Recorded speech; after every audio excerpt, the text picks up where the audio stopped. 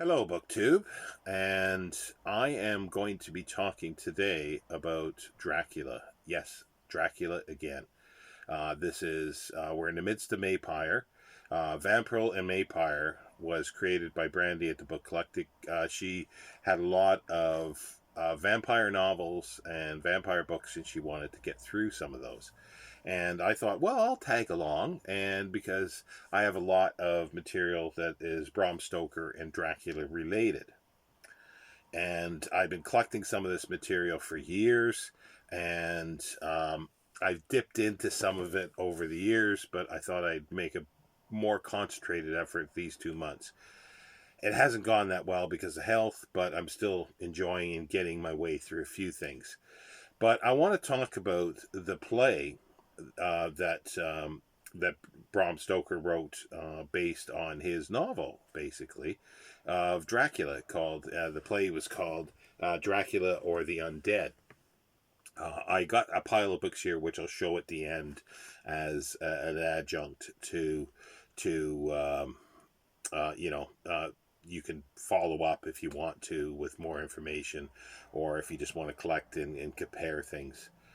Uh, so I'll start out, and this is going to be a general overview of things. I'll start out with just basically the biographical details of Bram Stoker. He was born in Ireland in on 8th of November in 1847. He died 20th of April 1912. And as everybody knows, or most people know, that in 1897, and to be more specific, May 26th, so that's also a very important date, May 26th, 1897, Dracula first appeared in the UK in its iconic yellow um, uh, cloth covering with red lettering. And it was published by Constable in an edition of 3,000 copies, which sold very quickly. However, prior to that, remember this is May 26th that it was published. On May 17th, in order to forestall any possibility of people writing plays and cashing in on his story, he wrote a hastily written play, a prologue in 5 acts, and sort of staged it at the Lyceum and another theater on the 17th. When I say sort of staged, basically the theater was closed, and the actors sort of read the play, but it clearly sufficed. It was sufficient for the copyright issue of a play script, uh, and it didn't get published in the United States until 1899. It began that book looked quite a bit different. It was brown, and it had lettering on, as well as bit of a picture on the front board. But even prior to that, in 1899, on May 7th, he began serialization of the novel in a Chicago newspaper called the Sunday Inter-Ocean. And as I say, it began the serialization of Dracula. So again,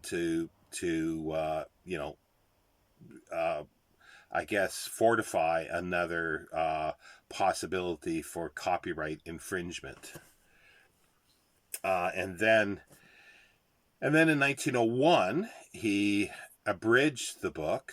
And it was quite a big abridgment. He changed quite a few things in it, and this was published again by Constable, but it was with a couple other novels, and one of the novels was his old friend. I guess they were friends, so you could call it that. Arthur Conan Doyle's *The Sign of Four*, that was published as well. But also in that year, in 1901, there was an Icelandic translation that basically the English translation of the title would be Powers of Darkness. And this was substantially abridged as well, but also changed to quite a bit. It's a very different novel. I have not read it. I'm hoping to be able to read it someday, but I have yet to read this. And um, it's been translated back into English. it sort of was lost or forgotten about for many years, for decades. But Bram Stoker wrote an introduction to this, which was translated into Icelandic, and now it's been translated back into English, and it has sent Dracula and Stoker scholars on, a lot of speculation and a bit of a trail. So I won't go into too many details regarding that.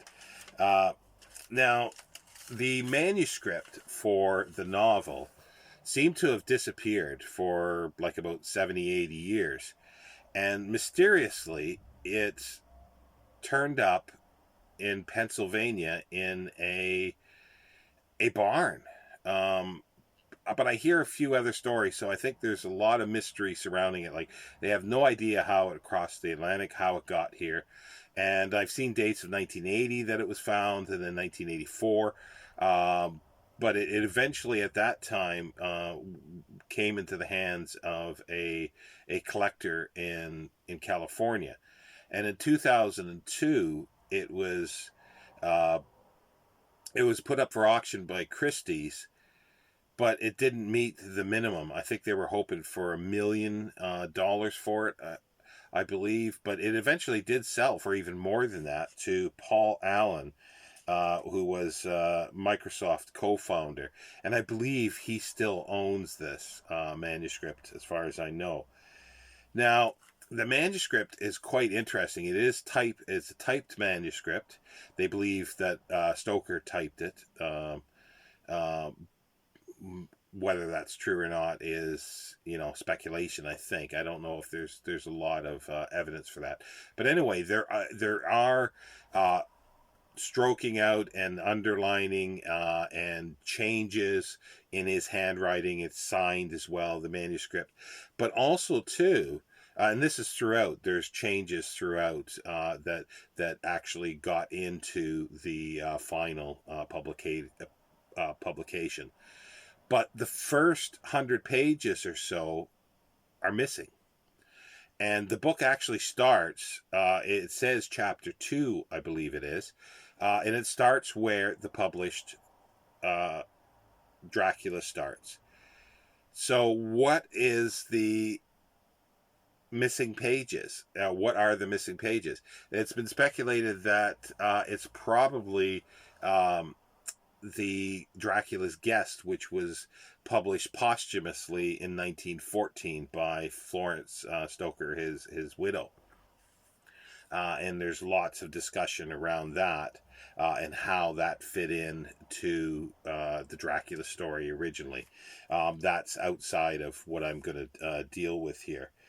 Now, the manuscript for the play that he staged on May 17th, 1897, that manuscript is in the British Library, and so that's been known for a long time, but it still seems to be unknown by a lot of people, and there's a few reasons for that, because it was not published in book form until 1997.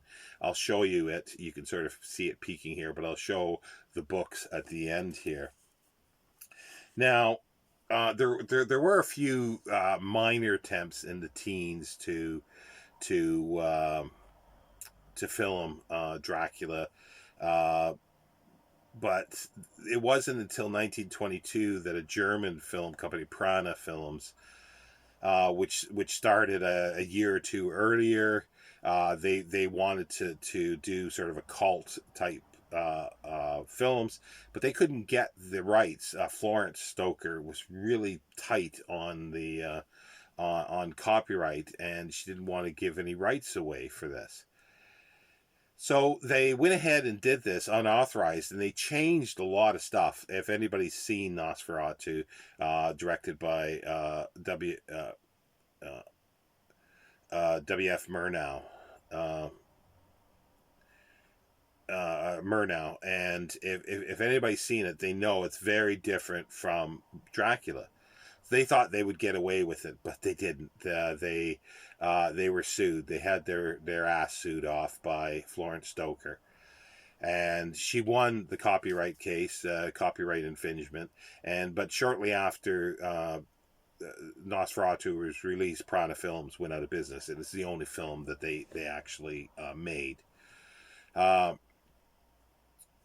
and the court ordered that all copies of Nosferatu would be destroyed. Thankfully, they weren't. So many did escape. Some were in the U.S. And other places because of the distribution of the film. But it has had a rocky, restoration, and there's still bits and pieces, small pieces missing. But yeah, thankfully that was okay. But also at the same time as this court case was going on, a young playwright actor named Hamilton Dean, who actually had connections with Stoker and sort of Florence Stoker as well. He was working at the Lyceum Theater, where basically Stoker ran this for his friend Henry Irving and Ellen Terry. But this is obviously after Stoker had died in 1912. He wanted to write a play, and she authorized this because she needed money for the court case. She demanded a huge percentage of the box office receipts. He acquiesced because he knew it was going to work, and she needed the money, so it worked. And it was 1924 that it was first staged in the UK here. There were two actors sort of right at the beginning, and one of them went on to become a very popular TV actor on British television. His name was Raymond Huntley, and he was in his 20s when he first did this.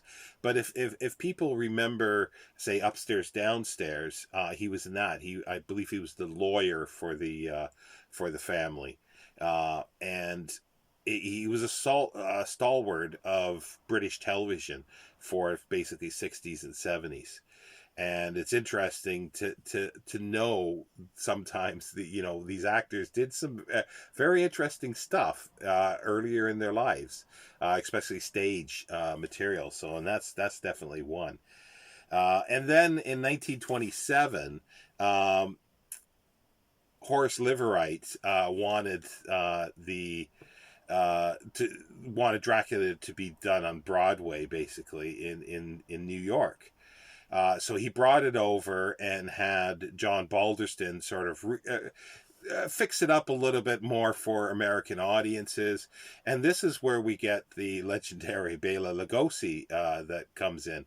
He had been an actor, stage actor in Hungary, and then came over. He sort of fled from Hungary at the time, and he had bit parts in silent films, and he was a struggling actor basically, but he fit the part really well, and it worked really well on stage for him.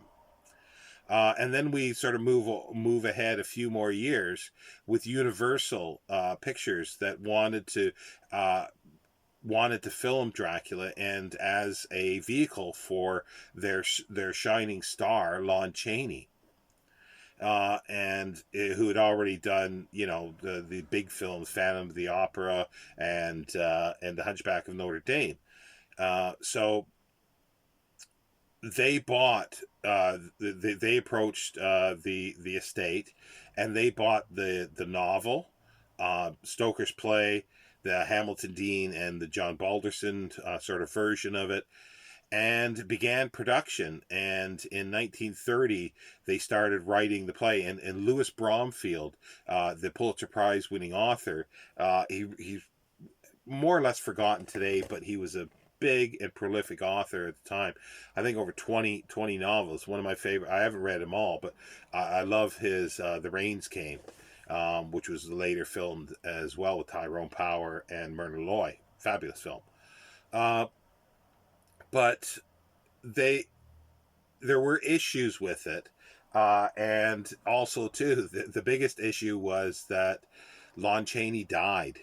So they brought in other authors to revamp everything, and it was and they tried to find another actor, and they did not want Bela Lugosi, but they eventually took him because Bela really wanted the part because he knew it would be his breakthrough role.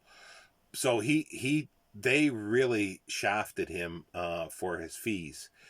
They barely paid him anything for it, for playing Dracula. But it made him, a star, clearly. Um, yeah, and then basically, well, at the same time they were filming the Spanish version at nighttime with different actors, different director. But the big director for the Dracula was Todd Browning, which was a very very well thought of director, and the cinematography was by Carl Freund. Uh, Carl Freund, Carl Freund, and he was a German that worked with Murnau, and he did a lot of interesting cinematography tricks, and one of the biggest was called the Unchained Camera. You can see it on The Last Laugh, F.W. Murnau's film. But yeah, so it's visually stunning. It has its faults. They basically used the the Hamilton Dean and Balderston play for the script. With other little bits, they even took a scene almost directly from the F.W. Murnau Nosferatu, where Harker is, or well, it's actually Renfield in the 31 Universal, where he cuts his finger or he pricks his finger and there's blood, and then the cross falls out, with Dracula, being offended.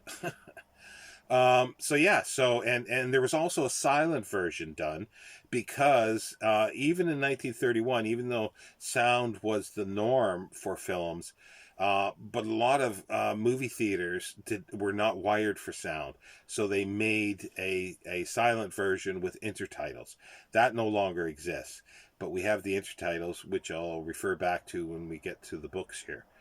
Um, so yeah, and the rest is sort of universal history, with all the sequels and all the monster films that Universal did. Uh, so I'm going to skip over a lot of stuff here because it's not directly related to uh, this. I'm going to skip over the the Hammer film, which I know a lot of people are going to scream about, but I'm going to fast forward to 1977, where they wanted to revive the play on Broadway, the Hamilton Dean, John Balderston play. So, and again, it got another sort of facelift, and that facelift was more or less done by Edward Gorey.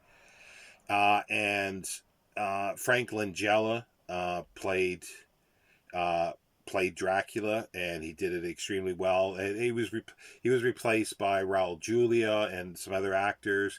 Did it in different areas as well, and in other parts of the country. Even Jeremy Brett, Sherlock Holmes, Jeremy Brett, the ITV Sherlock Holmes in the later 80s. Was Dracula for a while in several performances. So again, another Sherlock Holmes connection in a way. So that's kind of interesting, or at least I find it interesting. And then in 1979, we get Dracula 1979 with Frank Langella, a cheesy, but I still like that film in many ways because it does have the Edward Gorey look to it as well. So yeah, so that is sort of a potted sort of timeline of that. and I don't believe the play has been used again, at least not so detailed. But it was actually revamped in the 50s as well. The play in England here with Bela Lugosi touring again in the 50s as Dracula, and I'm sure it's been done in smaller places because it can be used now. I believe it's all in the public domain. At this point, it should be, I would think. Now, sort of to get to the books, as I mentioned in 1897, May 17th, 1897, the play that Stoker wrote was read, staged, however you want to term it, and this is the uh, first book publication of it, and it's edited and annotated by Sylvia Starshine, and it's published in 1997 by Pumpkin Books out of Nottingham. And it, as I said, is very, very different from, or quite a bit different from from the published novel. Uh, and here's like Edith Craig as Mina in 1895, photographed by Alfred Ellis. Um, she read the Mina part.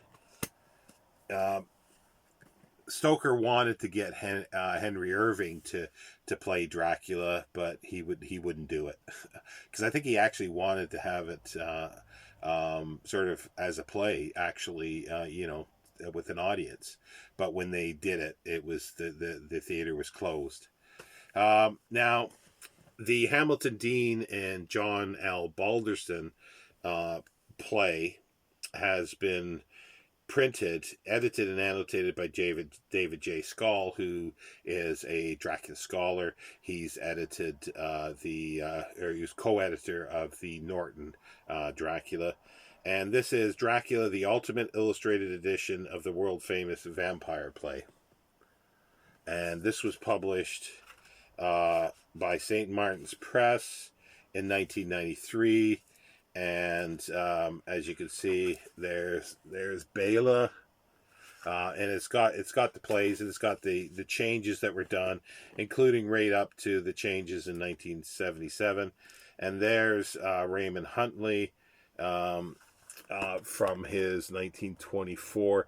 He was actually asked and brought over to the U.S. for the 1927 stage production of it to help out.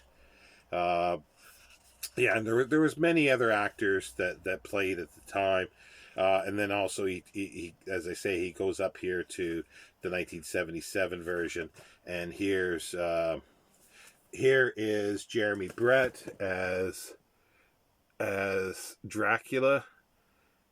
Very interesting, and he actually, when I first learned of that, I go, really?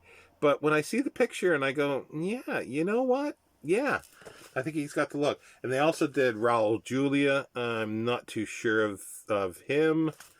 And there was other actors that did it as well. The biggest one and known is is Frank Langella. If I can find the page there. Yeah, there's Frank Langella. Which did the Dracula. It's basically known as Dracula 1979 to differentiate it from all the rest. Now here is the original script that Louis Bromfield did in 1930. Is it 31? 31.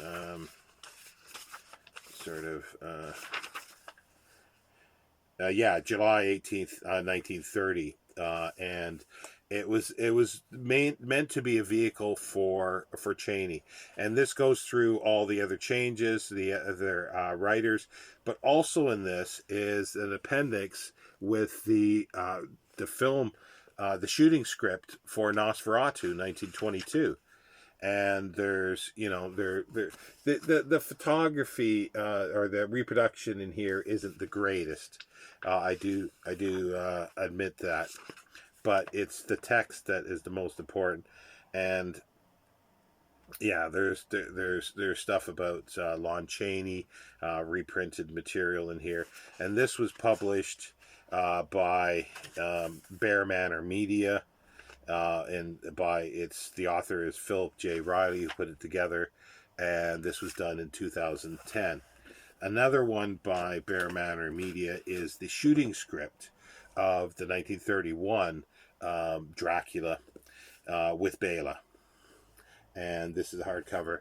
And this is a reprint from the Magic Image film books. They did this in 1990, and I think around the same time, Bear Manor Media did it as well. This edition published in the U.S. by Bear Manor Media. And it's got, as I say, well, this is part of a series of Universal Film Scripts series, classic horror films, and there's a whole list here of them as well. If anybody has any questions or wants to know what other ones there are, just feel free to send me a message or an email, and I'll be able to give that. But as I say, there's all the shooting scripts for like a facsimile, and I've always loved this picture of them standing around with Dracula, a big book of Dracula. It's just fantastic stuff to go through, and there's all sorts of advertisements in the back, but again, quite poor reproductions, which really lets this down for that kind of thing. You can see it just looks like poor photocopies. I don't know if the original book is better, because I've never seen it. Published by the Magic, what was it here again? The Magic Image film books. But it's also, it's got the